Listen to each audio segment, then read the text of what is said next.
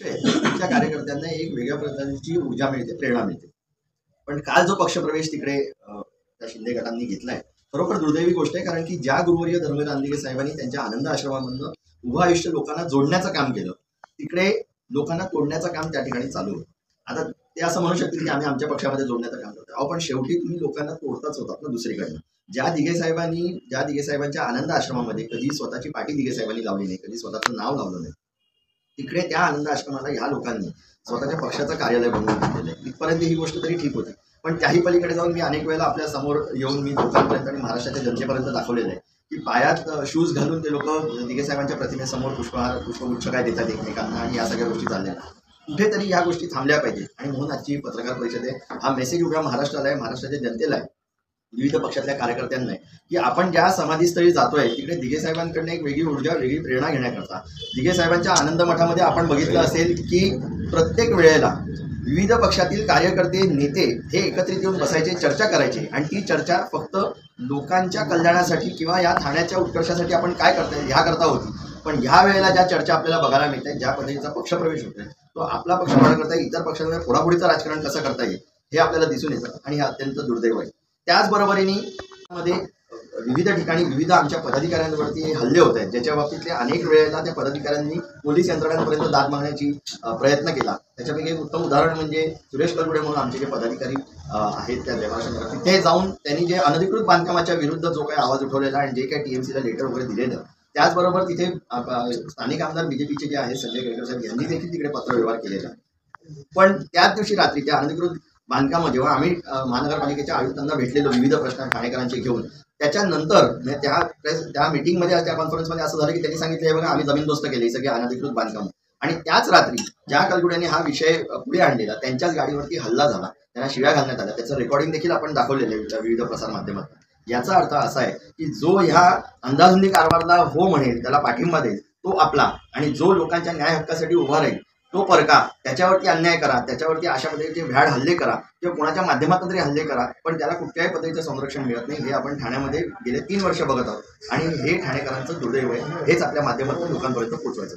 कारण असं आहे की तुम्हाला जर का पक्षच वाढवायचा होता किंवा पक्ष स्थापन करून स्वतःची भूमिका मांडायची होती, तर स्वतःहून पक्ष काढून स्वतःची लोक तयार करायला पाहिजे होती.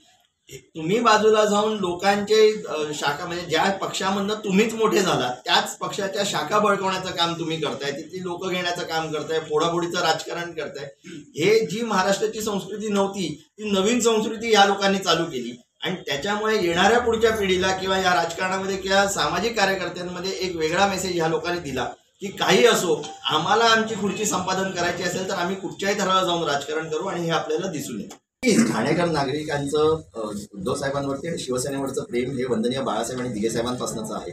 आपण बघितलं असेल वेळोवेळी सगळं शिवसेना अख्खी अखंडित एकत्र असताना देखील उद्धव साहेब कितीतरी वेळा इकडे आलेले आहेत, कितीतरी लोकार्पण सोहळे त्यांच्या हस्ते झालेले आहेत. आणि आज देखील हे पक्षफुटीचं झाल्यानंतर देखील उद्धव साहेब किंवा ठाकरे कुटुंब इकडे येत असतं, लोकांमध्ये मिळून मिसळून बोलत असतात, कार्यकर्त्यांबरोबर संवाद असतो. या गेल्या 3 वर्षामध्ये ज्या वेळेपासून हा संघर्ष चालू झाला त्या वेळेपासून नुसतं ठाणेत नव्हे तर उभ्या महाराष्ट्रातल्या पदाधिकाऱ्यांना संबोधित करणं, त्यांना मार्गदर्शन करणं हे वेळोवेळी मातोश्रीवर्धन झालेलं आहे, त्यांच्या अध्यक्षतेखाली झालेलं आहे. आणि गेल्या 3 वर्षामध्ये जो काय अन्याय ह्या सर्वसामान्य नागरिकांवरती चाललाय, जे काय भाडेवाढ चाललेली, आत्ताचा जो आजच आम्ही सकाळी जे आंदोलन केलं, त्याचबरोबर लाडकी बहीण योजना असेल, लाडके शेतकरी असतील, तिकडे हमीभाव मिळालाच नाही. म्हणजे तुम्ही लाडका तर म्हणताय, हे दिसताना जिव्हाळ्याचं वाटतं, पण त्यांच्या हक्काचीच गोष्ट त्यांना देत नाही. आपण पहिल्यांदा सांगितलेलं की लाडक्या बहिणीच्या बाबतीत त्याला कोणतीही अटी शर्ती नसतील, आणि निवडणूक झाल्यावरती लगेच अटी शर्ती आल्या. जे एसटी महामंडळाच्या बाबतीत तुम्ही गोष्टी करताय ते निवडणुकाच्या अगोदर फायद्यामध्ये होतं, अचानक 4 महिन्यानंतर तोट्यामध्ये गेलं. अशा असंख्य गोष्टी आहेत. महाराष्ट्रावरती असलेला जो कर्जाचा डोंगर आहे तो कुठेही कमी होत नाही. आणि नवीन नवीन योजना आणायच्या, इथनं तिथनं काहीतरी ऍडजस्ट करायचं आणि आपण कुठेतरी हे सरकार राबवायचं. हे जे काम चाललंय हे दुर्दैव आहे. अनेक गव्हर्नमेंट अधिकारी वर्ग जो असेल त्यांचे पगार वेळेवरती होत नाही. आपलं साधं ठाणे महानगरपालिका सरकार ती डबकायला गेलेली आहे, टीएमटी डबकायला गेली, ह्याच्या बाबतीत कुठेही काही बोलणं होत नाही. फक्त हे फोडाफोडीचं राजकारण करायचं. आता गेल्या 2 दिवसा अगोदर एक कॉन्ट्रॅक्टर आहेत कोण पाल म्हणून, त्याला घेतल्यावरती त्यांनी असं दाखवलं आम्ही खूप मोठ्या एका समाजाला घेऊन पुढे गेलेलो. मग हे जर का समाजाला घेऊन पुढे गेलं, असा समाज कोणाचा एकाचा नसतो. समाज हा विखुरलेला चांगल्या पद्धतीने चांगल्या विचारांना प्रत्येकाला जे पटतं त्या अनुषंगाने त्या पक्षाबरोबर त्या नेत्याच्या विचाराबरोबर जुळून काम करत असतो.